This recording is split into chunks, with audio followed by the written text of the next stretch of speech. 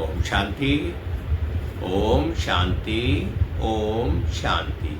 आज 3/8/2026 प्रातः मुरली बाप दादा।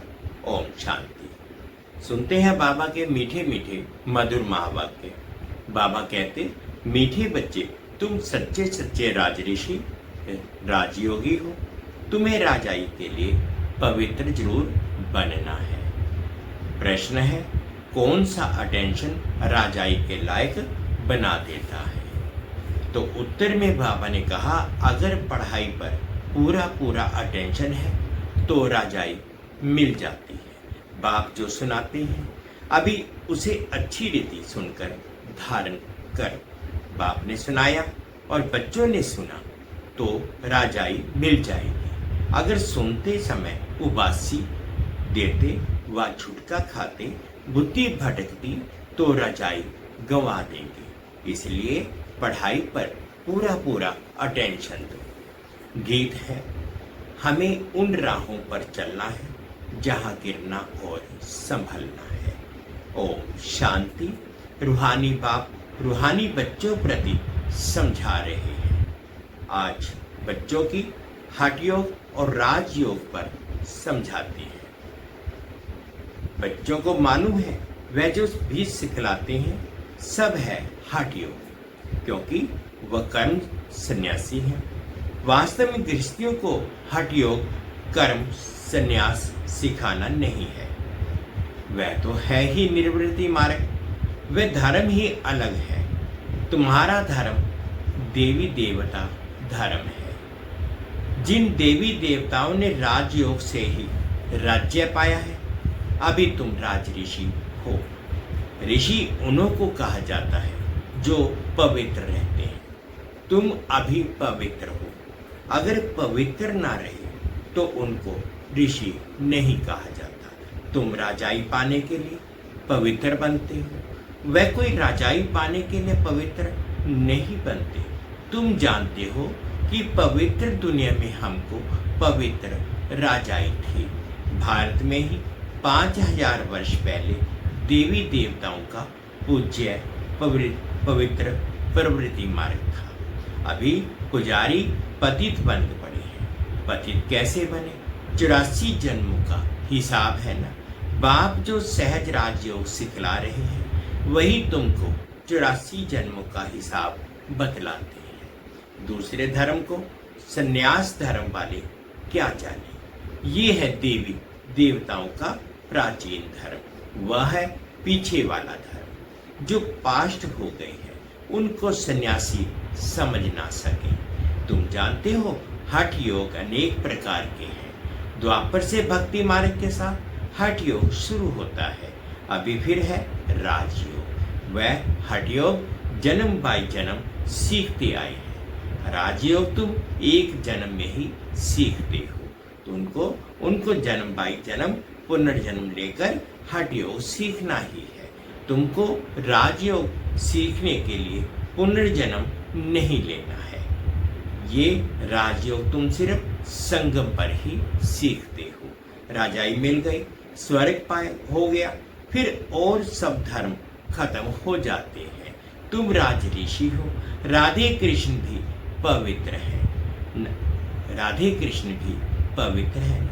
श्री कृष्ण को महात्मा भी कहते हैं। महात्मा पवित्र होते हैं। तुम भी अभी महात्मा व राज ऋषि हो। महात्मा अर्थात पवित्र, महान आत्मा। ये बातें कोई शास्त्रों में नहीं है। शास्त्र तो बाद में बनते हैं। कहानियां मिसल बैठ लिखते हैं। जो पास्ट हो जाता है वह बैठ खेल बनाते हैं। सच्चा तो नहीं है।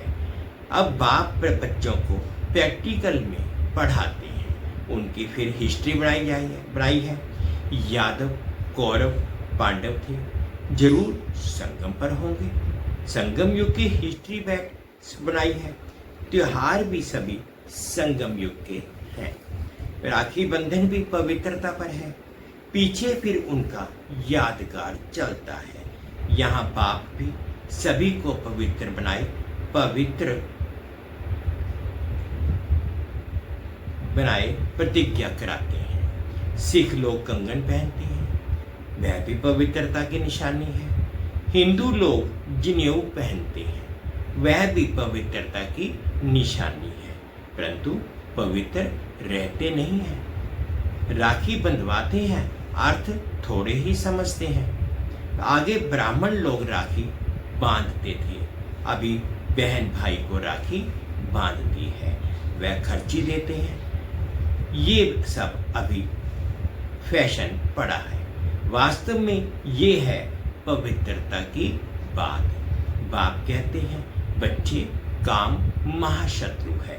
वह ब्राह्मण लोग कोई ऐसे नहीं समझाते हैं। अभी बेहद का बाप कहते हैं बच्चे प्रतिज्ञा करो, हम पवित्र बनेंगे, कभी विकार में नहीं जाएंगे। बुलाते भी हैं इसलिए हो कि आकर पतितों को पावन बनाओ। सत्युग त्रेता में कोई नहीं बुलाते, वह है ही राम राज्य, ये है रावण राज्य। राम राज्य में 5 विकार, राम राज्य में 5 विकार होते ही नहीं। यथा राजा रानी तथा प्रजा। अभी तुम बच्चे जानते हो हम बाबा से स्वर्ग की बादशाही ले रहे हैं, इस नरक से जाना जरूर है। बाबा आया है पावन बनाकर स्वर्ग में ले जाने, फिर तो हम क्यों नहीं पावन बने। उन्हों के हठ योग तो अनेक प्रकार के हैं। जयपुर के म्यूजियम में जाकर देखो कितनी वैरायटी है हठ योगियों की। उससे होता कुछ भी नहीं, सीढ़ी नीचे ही उतरते ही जाते। बाप ने समझाया है भारत सब जब पतित बनता है, रावण का राज्य होता है, तो धरनी हिलने लगती है। सोने के महल आदि सब नीचे चले जाते हैं। महलों आदि को कोई लूटा थोड़े ही है, वह तो सिर्फ मंदिरों को लूटा है। कुछ जेवर सोना आदि ले गए हैं। जेवरों का सबसे जास्ती शौक तुमको है। तुम स्वर्ग में जाते ही जेवर पहनते हो, स्वर्ग में आते ही जेवर पहनते हो, राज्य करते हो, और धर्म वाले आते ही राज्य नहीं करते हैं। तुम बेहद के बाप से स्वर्ग की बादशाही का वर्षा लेते हो। तो ये बाप बैठ समझाते हैं, गीता पढ़कर नहीं सुनाते हैं। गीता में जो कुछ लिखा है वह सब मैंने कहा नहीं है, वह तो मनुष्य ने मेरे महावाक्यों को बाद में बैठ शास्त्र बनाया है। हमने जो तुमको सुनाया वह तुमने ही सुना और फिर जाकर राजाई की। वहाँ ये ज्ञान नहीं रहता है। यहाँ तो बाप टीचर बैठ शिक्षा देते हैं। बाप तो हिंदी में ही समझाते हैं। यहाँ सब हिंदी कहते रहते हैं ना, जो उन्हों की भाषा है। वास्तव में प्राचीन भाषा हिंदी ही है, ना कि संस्कृत। ये संस्कृत तो शंकराचार्य के बाद निकली है। जो आते हैं वह अपनी भाषा चलाते हैं। बाकी ऐसे नहीं कि बाबा ने गीता संस्कृत में सुनाई है, नहीं। गुरु नानक का अपना ग्रंथ है, उसने सिख धर्म स्थापन किया। उनको भी अवतार मानते हैं। उसमें राजाएं भी होते हैं, सन्यासियों में राजाएं नहीं है। बाबा ने समझाया है बुद्ध, क्राइस्ट आदि पहले गृहस्थी आत्मा थे। अब गृहस्थ प्रतीत आत्मा तो धर्म स्थापन कर न सके। उनमें पवित्र आत्मा आई जिसने धर्म स्थापन किया। दूसरे धर्म तो किस्म किस्म के बहुत हैं, आकर अपना छोटा मठ पंथ स्थापन करते हैं। झाड़ में भी दिखाया है ना, तो हठ योग और राजयोग में बहुत फर्क है। ये बातें समझने की है। जिसको समझ में नहीं आती होंगी वह झुटका खाते उबासी देते रहेंगे। यहाँ तो तुमको खजाना मिलता है, बड़ी भारी कमाई है। तुम रत्नों से झोली भरते हो तो ये आंखें खोलकर सुनना होता है। चुटके खाते रहेंगे या बुद्धि बाहर भटकती रहेगी तो वह राजधानी पा न सके। तुम हो राज ऋषि, राजाई प्राप्त करने वाले। बाप राजधानी स्थापन करते हैं, श्री कृष्ण नहीं करते। श्री कृष्ण तो पाप का वर्षा लेते हैं। अब तुम्हारा बाप है निराकार, जिससे वर्षा ले रहे हो। विश्व की बादशाही का कितना तुम साहूकार बनते हो।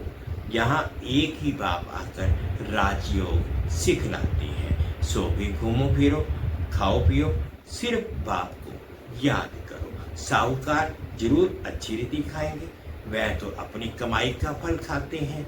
माल पूरा खाओ या रोटी खाओ, याद करो बाप को। भल कुछ भी खाओ, पैसा तब किसके लिए है। बाबा कोई मना नहीं करते हैं, सिर्फ बाप से योग लगाना है। इस राजाई स्थापन करने में खर्चा नहीं है। उस लड़ाई आदि में कितना खर्चा होता है, एरोप्लेन पर कितना खर्चा होता है। गिरते हैं तो एकदम खत्म हो जाते हैं, कितना नुकसान हो जाता है। तो बाप कहते हैं चलते फिरते बाप को याद करो, स्वदर्शन चक्कर फिराते रहो। या इसने हमने 84 जन्म पूरे किए हैं, अब चले वतन की ओर। घर जाकर फिर आए राजाई करेंगे। तुम एक्टर्स हो ना, वह बाइस्कोप तो 2-2.5 घंटा चलते हैं। ये बेहद का नाटक 5000 वर्ष चलता है। इनको मनुष्य ही जान सकते। ये दुनिया है कांटों का जंगल, बड़े ते बड़ा कांटा है विकार का, जो आदि मध्य अंत दुख देते हैं। दूसरे नंबर का कांटा है क्रोध, उनकी निशानी ये महाभारत लड़ाई देखो। कोई बात में गुस्सा आया तो झट बॉम्ब शुरू कर देंगे। अभी तो ऐसे ऐसे बॉम्ब्स बनाए हैं जो बात मत पूछो। सतयुग में कोई लड़ाई आदि होती नहीं, संगम पर ही ये महाभारत लड़ाई दिखाई है। दूसरे कोई शास्त्र में लड़ाई की बात ही नहीं। वहां तो सारे विश्व के तुम मालिक रहते हो, लड़ाई की बात हो ना सके। शास्त्रों में असुरों और देवताओं की लड़ाई दिखाई है, परंतु देवताएं अहिंसक हैं। तुम योग बल से विश्व के मालिक बनते हो। ये है साइलेंस बल, इसमें कुछ तुमको बोलना नहीं है। याद के बल से तुम बाबा से विश्व की बादशाही लेते हो। फर्क देखो कितना है। साइंस बल से विनाश होता है, उसी ही साइंस से फिर सतयुग में सुख देखेंगे। साइंस से इन्वेंशन करते हैं, वह तो सुख के लिए करते हैं। ये भी आकर कुछ ज्ञान लेंगे। प्रदर्शनी में तो सब आते हैं, आगे चल सब आएंगे। तुम्हारे इस साइलेंस बल का आवाज निकलेगा। तुम प्रश्न पूछते हो गीता का भगवान कौन है। ऐसे प्रश्न कोई पूछ ना सके। जहां ये प्रश्न दिखते हैं तो उनके साथ चित्र भी दो।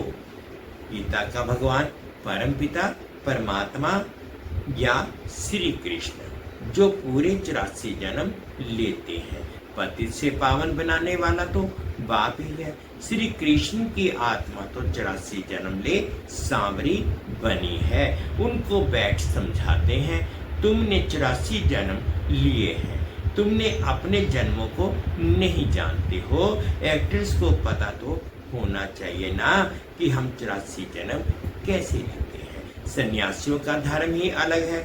भारतवासियों को अपने धर्म का पता ना होने के कारण और धर्मों में जाते रहते हैं। किसी गुरु के आशीर्वाद से किसको धन मिल गया तो उनके पीछे चटक पड़ेंगे। फिर देवाला निकला तो कहेंगे खुदा की भाभी।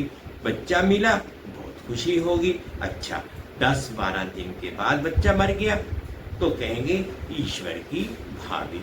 इनको जिंदा करना हमारे हाथ में नहीं है। बाबा के बहुत ऐसे मिसाल देखे हुए हैं। ऐसे ऐसे बहुत होते हैं। यहाँ तो बाप बैठा है, लोग बाबा के पास जाते हैं, बाबाओं के पास जाते हैं कि फलाने जगह के वहाँ से बच्चा मुझे मिला, प्राप्त हुआ।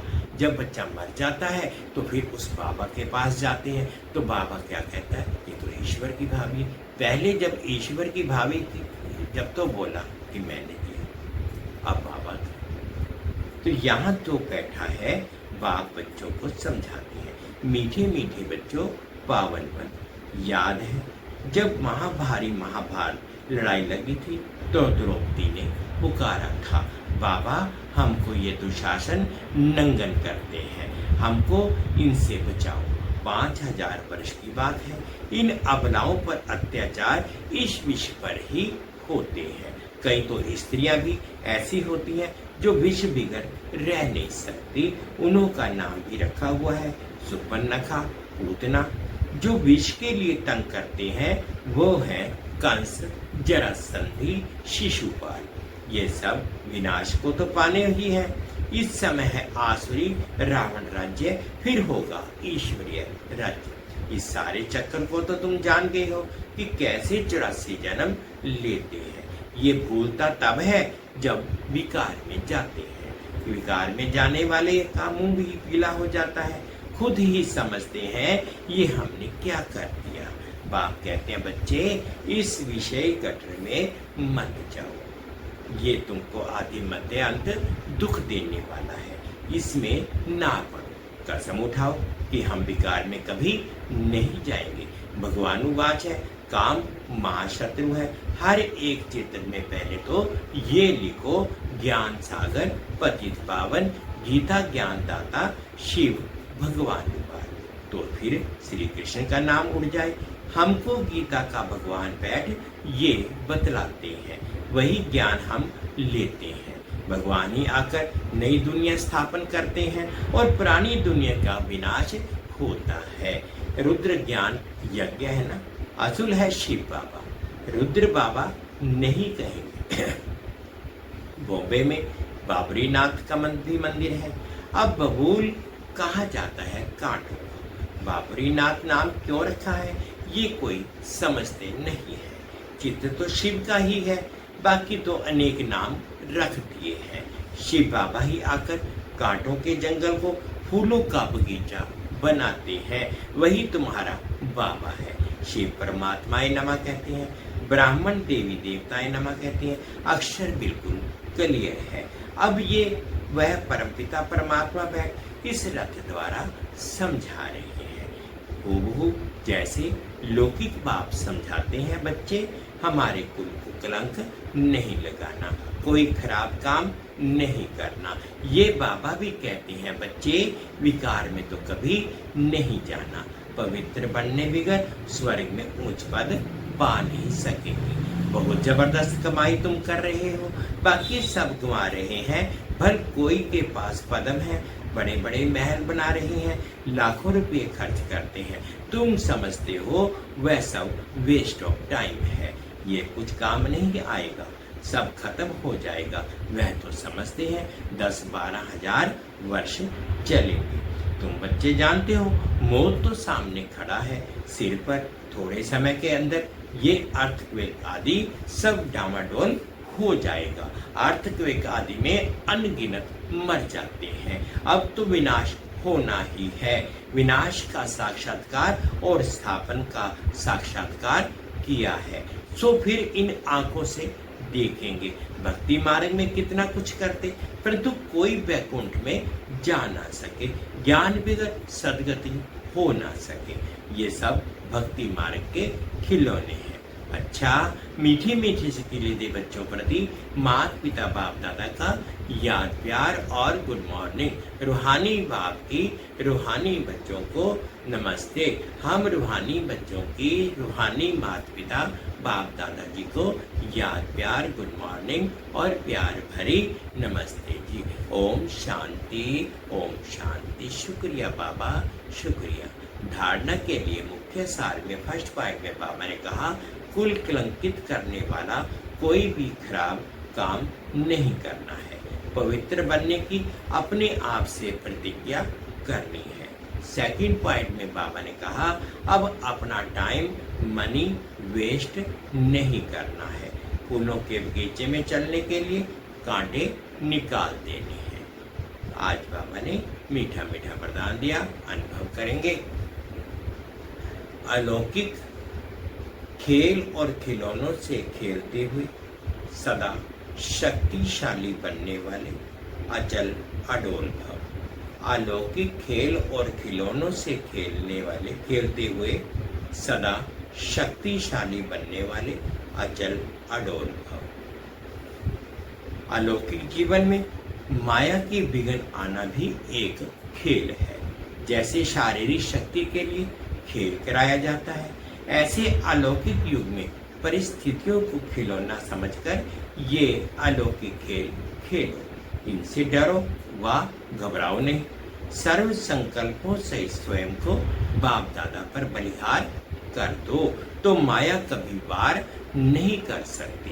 रोज अमृत वेले साक्षी बन स्वयं का सर्व शक्तियों से श्रृंगार करो तो अचल अडोल रहेंगे। आज बाबा ने स्लोगन दिया, कोई भी संसार समाचार सुनाना ये भी स्वयं में किचड़ा जमा करना है। कोई भी संसार समाचार सुनाना ये भी स्वयं में किचड़ा जमा करना है। ये अव्यक्त इशारे हैं। अपवित्रता के बीज को भी समाप्त कर संपूर्ण स्वच्छ पवित्र बनो।